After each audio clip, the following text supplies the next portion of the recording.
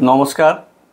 আমি বলেছিলাম যে ইনঅগুরেশন ফর্ম যখন আসবে তখন আমি দেখিয়ে দেবো কিভাবে ফর্ম ফিল আপ করতে হয়। তো আমি দু রকমভাবে ফর্ম ফিল আপ করা দেখাবো। প্রথম হচ্ছে যাদের নিজেদের নাম 2002 সালের তালিকায় ছিল তারা কি লিখবেন, কোথায় কি ফিল আপ করবেন সেটা আমি প্রথমে দেখাবো, এবং যাদের নিজেদের নাম ছিল না, মা বাবার নাম ছিল, তারা কিভাবে ফিল আপ করবেন সেটা দেখাবো। এবং যাদের কোনোটাই নেই, অর্থাৎ নিজের নামও 2002-এ ছিল না এবং বাবা মার নামও 2002-এ ছিল না, তারা কি লিখবেন সেটাও আমি দেখাবো। তার সাথে সাথে আমি বলে রাখি যে ইলেকশন কমিশন অফ ইন্ডিয়া তাদের যারা অফিসার আছে, বিহারের নিয়মের সাথে আমাদের এখানকার নিয়মের অনেক পরিবর্তন হয়েছে। অনেক বলতে খুব বেশি নয়, কয়েকটি পয়েন্টে পরিবর্তন হয়েছে, সেগুলো যেমন জানিয়ে দেবো। তার সাথে সাথে একথা জানিয়ে দিই যে ফর্ম ফিল আপগুলো আপনারা বিভিন্ন সোশ্যাল মিডিয়ায় দেখছেন, একটু সাবধানে দেখবেন এবং বুঝে নেবেন যে কোনটা সঠিক। প্রথম কথা হচ্ছে যে ইনঅগুরেশন ফর্ম সেটা বাংলায় ছাপা হয়েছে, যেহেতু আমাদের এখানকার ভাষা বাংলা, সাধারণ মানুষ যাতে সহজে করতে পারে তার জন্য বাংলায় ছাপা হয়েছে, ইংরেজির ব্যাপার নেই। তো বাংলায় যখন ছাপা হয়েছে সবাই খুব সহজে এটা ফিল আপ করতে পারবেন। আপনারা দেখে নেন যে কিভাবে কি করতে হবে, একটু নজর রাখুন, ঠিকঠাক মতো খেয়াল রাখলে আমার মনে হয় এটা নিয়ে কোনো সমস্যাই আর আপনাদের পড়তে হবে না, কারো কাছে যেতে হবে না। একটু আপডেটেড কিছু কথা বলে দিই।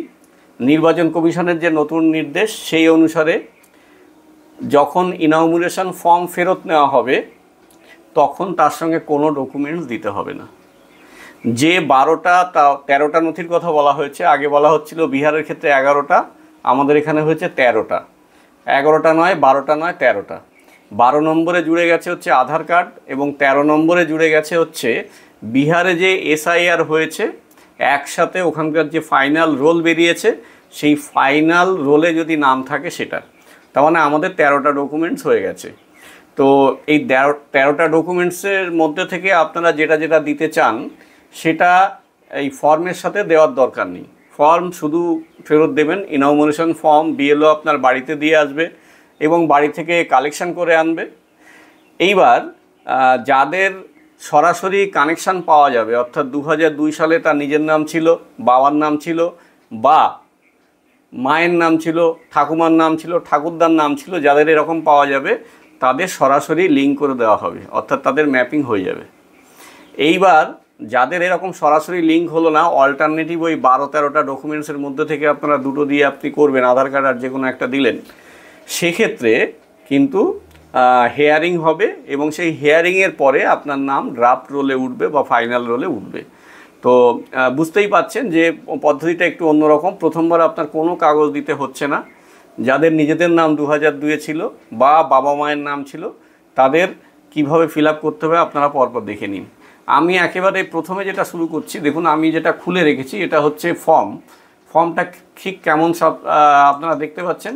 এই হচ্ছে ফর্ম, উপর থেকে শুরু করলাম এবং লাস্টে দেখা যাচ্ছে বিএলও স্বাক্ষর, এই পর্যন্তই ফর্মটা আছে। এই হচ্ছে ফর্ম। যার একেবারে বাঁদিকে দেখুন এই জায়গাটায় আমি যেখানে ক্লিক করছি আর কি, আপনারা একটু নজর রাখুন এই জায়গাটায়, এইখানে হচ্ছে নির্বাচকের নাম, অর্থাৎ 2025 সালে ভোটার তালিকায় যে নাম আছে সেই নাম এখানে লেখা থাকবে। মনে করেন একজনের নাম হচ্ছে কিছু একটা XYZ, মনে করেন বাংলায় লেখা থাকবে, ইংরেজি নয়। তো মনে করেন একজনের নাম আছে XYZ, তাহলে এখানে লেখা থাকবে হচ্ছে XYZ লেখা থাকবে। হয়তো তার এপিক নম্বর, তার যে ভোটার কার্ড সেই ভোটার কার্ডের নম্বর হচ্ছে 1 2 3 4 5, তাহলে এটা এখানে লেখা থাকবে। তার নিচে দেখেন এই জায়গাটায় এই যেগুলো দেখছেন আপনারা, এই যে ঠিকানা লেখা আছে দেখেন N004 ইত্যাদি ইত্যাদি লেখা আছে। চলে যান তার পরের ঘরে, অর্থাৎ এই ঘরটায় চলে আসুন, এই ঘরটায় চলে আসুন। এই ঘরে দেখুন কি আছে, ক্রমিক সংখ্যা, অর্থাৎ কোথায় তার নাম আছে, যে পার্টে নাম আছে সেটার কত সিরিয়াল নম্বরে আছে। মনে করেন 500 সিরিয়াল নম্বর 501-এ আছে, তাহলে আমি এখানে দিলাম 501, এটা লেখা থাকবে, এটা নিয়ে আপনার কোনো কাজ নেই। হয়ে গেল। তারপরে চলে আসুন এই ঘরটা, এই দেখুন আমি ক্লিক করছি, এই যে এই ঘরটা ব্লিঙ্ক করছে, এই ঘরটায় এটা একটা কিউআর কোড আছে, এটাও আপনার কিছু করার নেই। তারপরে চলে যান ছবি, দেখুন আপনার ভোটার লিস্টে যে ছবি আছে সেই ছবিটা এখানে দেখা যাবে, এই যে এখানটায় দেখুন এই ম্যাডামের ছবি এখানে দেওয়া রয়েছে।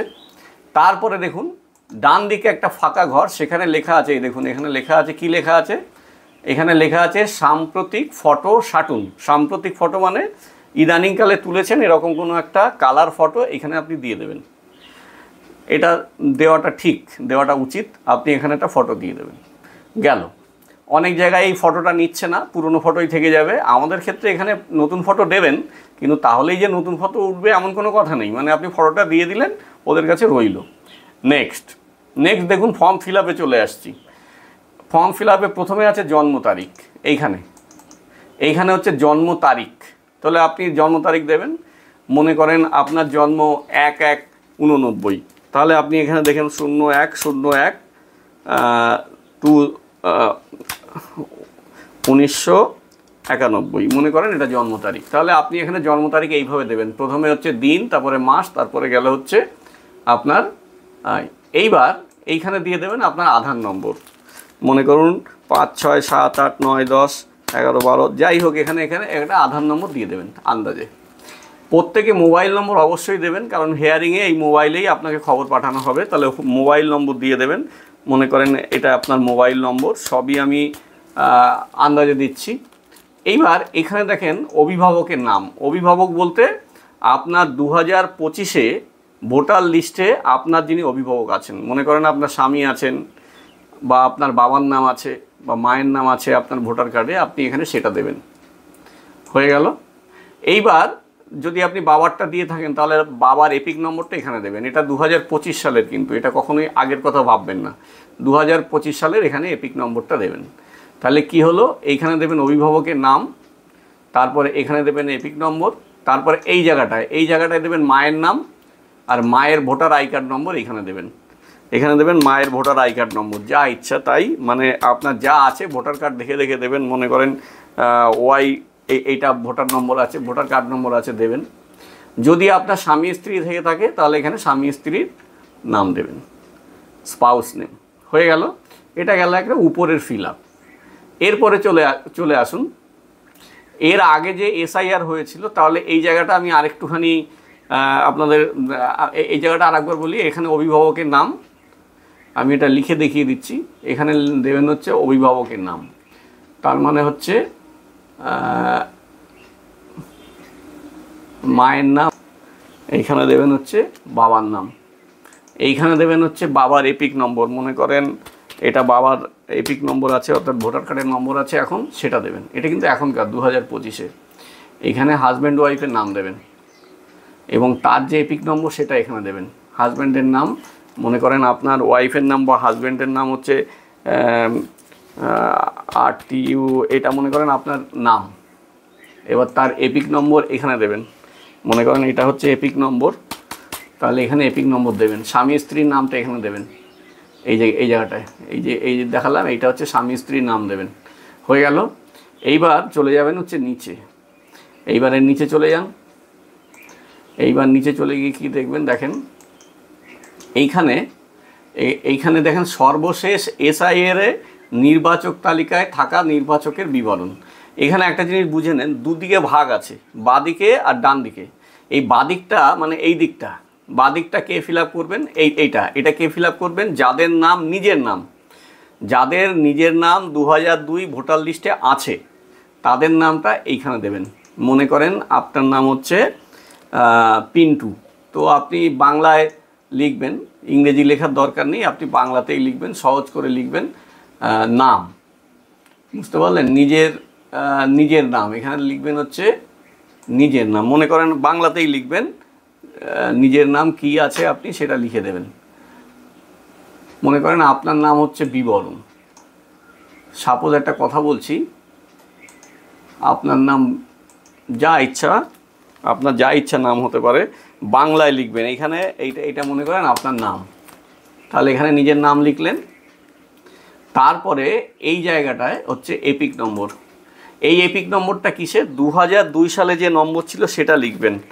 মনে করেন WB কিছু দিয়ে একটা নাম ছিল, সেই নম্বরটা এখানে লিখবেন, 2002 সালের নম্বর।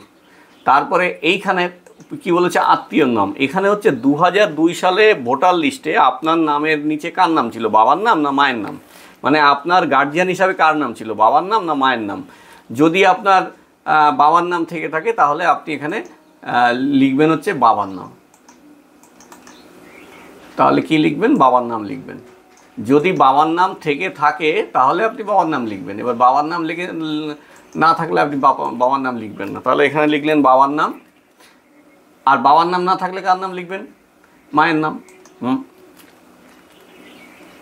যদি আপনার ভোটার লিস্টে সেটা থেকে থাকে, যেটা ছিল সেইটা সম্পর্ক। এবার এখানে বাবা কথাটা লিখে দেবেন যে উনি হচ্ছে আমার বাবা, বা উনি হচ্ছে আমার মা, যেটা ছিল 2002 সালে আপনি সেইটা এইখানে লিখে দেবেন। হয়ে গেল বাবা, ঝামেলা মিটে গেল। এইবার এইখানে লিখবেন জেলা। জেলা হচ্ছে মনে করেন নদিয়া। লিখবেন কিন্তু বাংলায়, আমি এখানে ইংরেজি দেখালাম, আপনি বাংলায় লিখবেন, ইংরেজি লেখার কোনো দরকার নেই। রাজ্যের নাম কি? আমাদের রাজ্যের নাম হচ্ছে পশ্চিমবঙ্গ, তাহলে এটা বাংলায় লিখবেন পশ্চিমবঙ্গ। আমি ইংরেজি লিখলাম, আপনারা বাংলায় লিখবেন। হয়ে গেল। বিধানসভা, মনে করেন আপনার বিধানসভা কুলটি, মানে 2002 সালে কিন্তু, এখন নয়, তার না, এখানে লিখে দেবেন কুলটি। এখানে লিখে দেবেন কুলটি বা কুটি, যা লিখলেন, মানে আপনার যেটা নাম সেটাই লিখবেন। এবার কুলটির একটা নম্বর ছিল 2002 সালে, কুলটি বিধানসভার নম্বর ছিল মনে করেন 225। তাহলে এখানে 225 লিখলেন।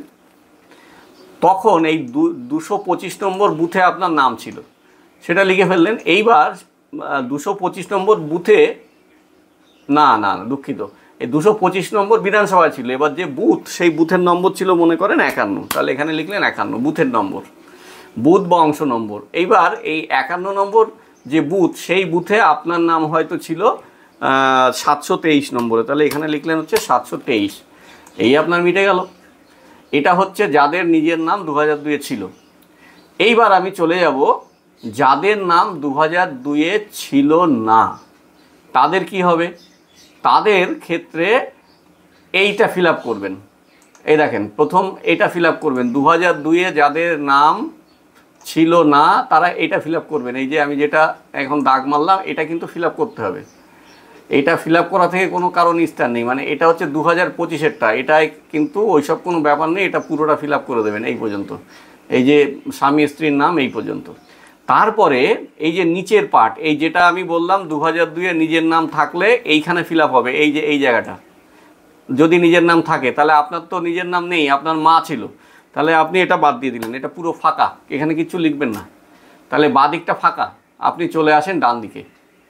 এই ডান দিকে চলে আসেন। যাদের নিজের নাম ছিল না, বাবা মায়ের নাম ছিল, ঠাকুমার নাম ছিল, ঠাকুরদাদার নাম ছিল, তারা এই ডান দিকে চলে আসুন। এইখানে কি লিখবেন? উপরেরটা কিন্তু যা আছে তাই, উপরেরটা এখানে কোনো চেঞ্জ হয়নি, কিন্তু এইখানে চলে আসুন। এইখানে নিচেই ডান দিকে চলে আসার পরে এই জায়গাটায় লিখবেন হচ্ছে নিজের নাম। এই জায়গাটায়, দুঃখিত, সরি, ভেরি সরি, এইখানে লিখবেন হচ্ছে আপনার যার নাম ছিল, মনে করেন আপনার বাবার নাম ছিল, তাহলে এইখানে বাবার নামটা লিখবেন। কি লিখবেন? এখানে বাবার নামটা লিখবেন। বাবার নাম থাকতে পারে, অথবা মায়ের নাম থাকতে পারে, আপনার কার ছিল, অথবা ঠাকুমার নাম থাকতে পারে। যার নাম থাকবে এখানে আপনি সেটা লিখবেন। বোঝা গেছে? এইবার তার যে ভোটার কার্ডের নম্বর 2002-এ ছিল, 2002-এ ভোটার কার্ডে যে নম্বর ছিল, সেই নম্বরটা এখানে লিখবেন। তার এপিক নম্বর এখানে লিখেছেন 2002-এর, কিন্তু এইবার আপনার বাবার নামের সঙ্গে তার একজন আত্মীয়র নাম ছিল, হয় তার বাবার নাম ছিল, অথবা তার মায়ের নাম ছিল, অথবা তার হাজব্যান্ডের নাম ছিল, যা হয় একটা কিছু ছিল, মানে এই আপনার বাবার নামের সাথে একটা কিছু ছিল। আপনার মা যদি হয় তাহলে হাজব্যান্ডের নাম ছিল, আর যদি বাবা হয় তাহলে বাবার হয় মায়ের নাম ছিল, অথবা তার বাবার নাম ছিল, অর্থাৎ আপনার ঠাকুরদার নাম ছিল। তাহলে আপনার বাবার নাম এইখানে হবে। যেহেতু আপনি এখানে বাবার নাম দিয়েছেন, তাহলে আপনার বাবার নাম হবে এই জায়গায়। ঠিক আছে? কি হবে? বাবার নাম। কি বললাম আপনি একটু খেয়াল করবেন, আমি বললাম হচ্ছে বাবার নাম। এখানে কিন্তু ডাইরেক্ট আপনার বাবার নাম নয়, আমার একটু দেখতে অসুবিধা হচ্ছে, এক সেকেন্ড। বাবার নাম,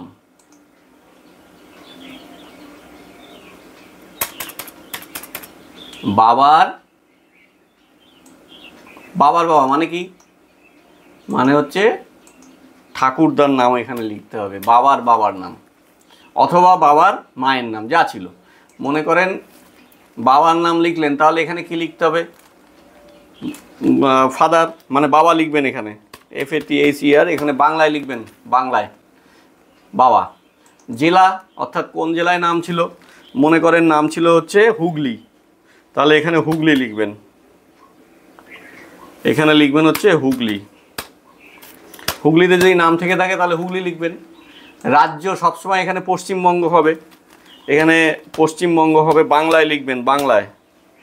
আমি ইংরেজি লিখছি, বাংলা লেখা পড়ছে না বলে ইংরেজি লিখছি না, বাংলায় লিখবেন।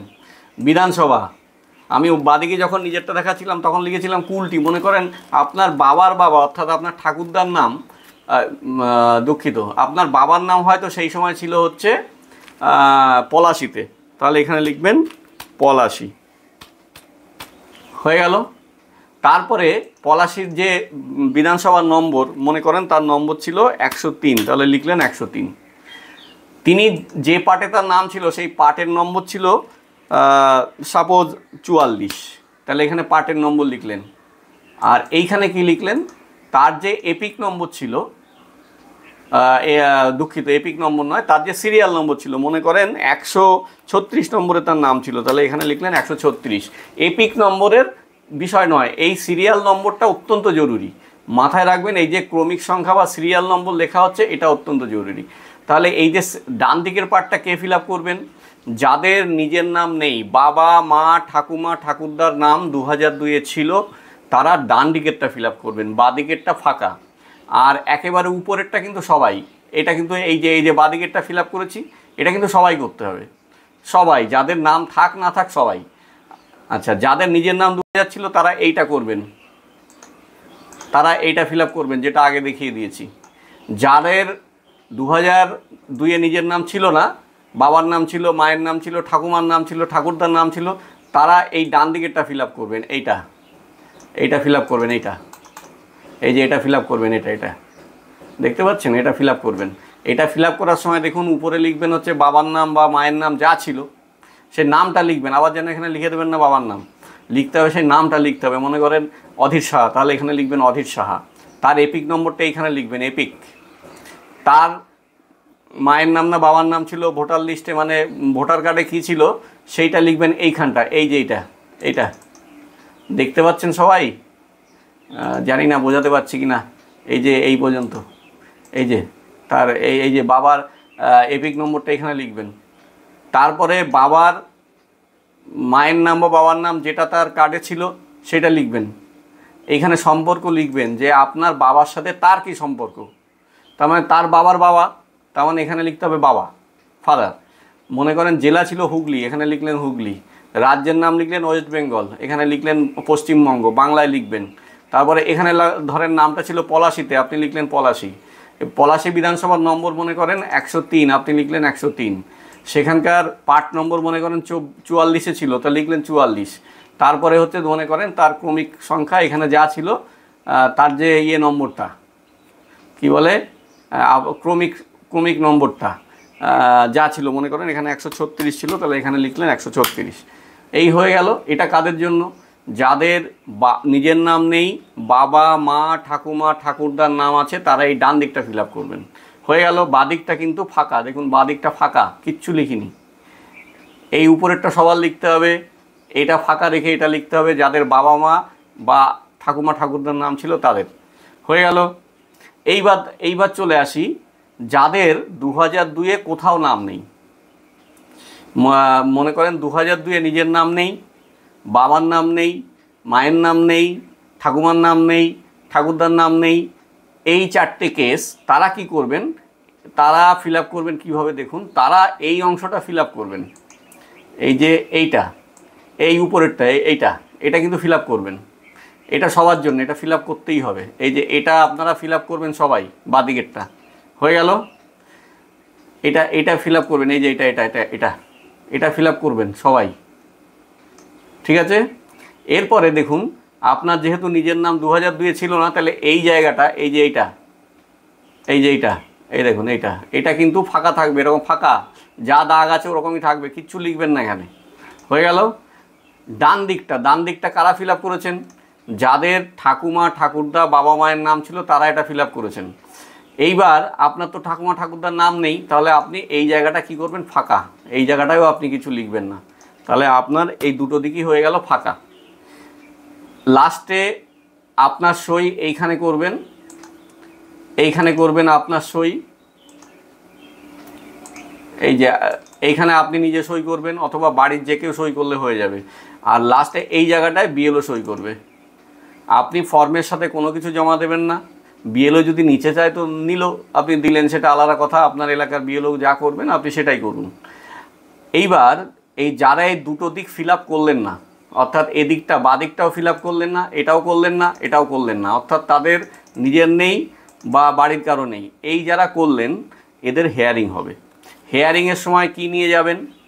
হেয়ারিংয়ের সময় আপনি পরিষ্কার বুঝে নিন কী নেবেন। 13টা ডকুমেন্টস দিয়েছে, বিহারে ছিল 11টা, আমাদের 13টা, দুটো বেড়েছে। একটা হচ্ছে আধার কার্ড, যেটা 12 নম্বরে ঢুকেছে, আর 13 নম্বরে ঢুকে গেছে হচ্ছে বিহারে যে এসআইআর হয়েছে তার যে লিস্ট বেরিয়েছে সেই লিস্ট। তাহলে আপনার এই দুটো এক্সট্রা পেলেন। আপনি দুটো ডকুমেন্টস দেখাবেন। কি দেখাতে পারেন? যাদের পাসপোর্ট আছে পাসপোর্ট দেখাবেন, আর আপনি আধার কার্ড দেখালেন, মিটে গেল। আপনি মনে করেন 1987 সালের 1 জুলাই তার আগের কোনো আইডেন্টি কার্ড আছে, সরকারি আইডেন্টি কার্ড, রেশন কার্ড বা তার আগের সরকারি যে কোনো কার্ড, আমার মনে হয় ওটা এক্ষেত্রে ভোটার কার্ডও এখানে চলতে পারে, যেহেতু ওটাও একটা আইডেন্টি কার্ড। বলেছে 1987 সালের জুলাই, সেই জুলাইয়ের আগের আইডেন্টি কার্ড। সে আইডেন্টি কার্ড তো ইলেকশন কমিশনের হতে পারে, রেশন কার্ড হতে পারে, সরকারি চাকরির আইডেন্টি কার্ড হতে পারে, তারপরে অন্য যে কোনো আইডেন্টি কার্ড হতে পারে, বা সরকার ইস্যু করেছে এমন যে কোনো ডকুমেন্টস আপনার নামে ইস্যু হয়েছে, এরকম যে কোনো ডকুমেন্ট 87 সালের আগের, সেটা আপনি দেখাতে পারেন। এটা 2 নম্বরে আছে, অর্থাৎ আপনি আধার কার্ড দিলেন আর এই 2 নম্বরের একটা আইডেন্টি কার্ড দেখালেন 87 সালের আগের, এটা হিয়ারিংয়ের সময় দেখাবেন। হয়ে গেল। যাদের এটা নেই তারা ডোমেসাইল সার্টিফিকেট দেখাতে পারেন, আধার কার্ড, ডোমেসাইল সার্টিফিকেট, হয়ে গেল। তারপরে যাদের সেটা নেই তারা কাস্ট সার্টিফিকেট, অর্থাৎ এসসি, এসটি, ওবিসি, যাদের ওবিসি সার্টিফিকেট ল্যাপস হয়ে গেছে বা কোনো সার্টিফিকেট ল্যাপস হয়ে গেছে সেটা দেখালেও হবে। সেইটার ক্ষেত্রে কিন্তু 87 সালের কোনো ব্যাপার নেই, সেটা যে কোনো সময়ের, সেটা দেখালেন, আধার কার্ড দেখালেন, চলে গেল। এরপরে আছে যারা সরকারি চাকরি করেন, সেই সরকারি চাকরির ডকুমেন্টস সেটা দেখাবেন। পিপিও যারা পেনশন পান, সেই পেনশন অর্ডার দেখাবেন, তাতে হয়ে যাবে। এইটা গেল। এরপরে যদি কেউ সরকারের কাছ থেকে পাট্টা পেয়ে থাকেন, সেই পাট্টার কাগজ দেখাবেন, হয়ে যাবে। যদি কেউ স্থায়ী বসবাসের শংসাপত্র, ডোমেসাইল সার্টিফিকেট এসডিওর কাছ থেকে পেয়ে থাকেন, সেটা দেখাবেন, আধার কার্ড দেখাবেন, হয়ে যাবে। তো সেইটা দেখাতে হবে হেয়ারিংয়ের সময়। তো প্রথম ফেজে বিএলও আপনার বাড়ি থেকে তুলে নিয়ে আসবে কাগজ, মানে এনুমারেশন ফর্ম। তারপরে আপনি যার এই নিজের লিঙ্ক পাওয়া গেল বা যার আত্মীয় বাবা মা ঠাকুরমা ঠাকুরদা পাওয়া গেল, তাদেরটাও ম্যাপড হয়ে গেল, লিঙ্ক হয়ে গেল, তাদের আর কোনো ঝামেলা নেই। কিন্তু যাদের এরকম সরাসরি লিঙ্ক হলো না, যারা অন্য পেপারস দিয়ে নাম তুলবেন, তারা কিন্তু অবশ্যই হেয়ারিংয়ে উপস্থিত হবেন এবং হেয়ারিংয়ে উপস্থিত হয়ে আপনি আপনার কাগজ দেখাবেন, দেখালে আপনারটা হয়ে যাবে। তো এইটা করেছে হচ্ছে নিউ আপডেট। তো আপনারা সেই অনুসারে চলুন এবং আপনার এলাকার বিএলওর পরামর্শ নিন, তাহলে কোনো অসুবিধা হবে না। ফর্ম ফিল আপটা কেমন করতে হবে আপনারা নিশ্চয়ই বুঝতে পেরেছেন। বাংলায় ফর্ম বাংলায় ফিল আপ করবেন। একেবারে উপরে যেটা আছে, একদম বাদিকের যে ঘরটা আছে, এইটায় আপনাদের কিছু করতে হবে না। এটা ঘরটা ফিল আপ করা থাকবে। এই যে যেটা আমি দেখাচ্ছি এই মুহূর্তে, এই যে এটা দেখুন, এই ঘরটা, আমি এইটার কথা বলছি, এই যে এই দেখুন, এটা কিন্তু ফিল আপ করা থাকবে, তাহলে এখানে আপনার কিছু করার নেই। তারপরে চলে আসুন এইটায় দেখুন, এই ঘরটাও ফিল আপ করা থাকবে, আপনার কিছু করার নেই, মিটে গেল। তারপরে দেখুন এইটা কিউআর কোড, এটা আপনার কিছু করার নেই। তারপরে দেখুন ফটো এখানে দেওয়া থাকবে, আপনার কিছু করার নেই।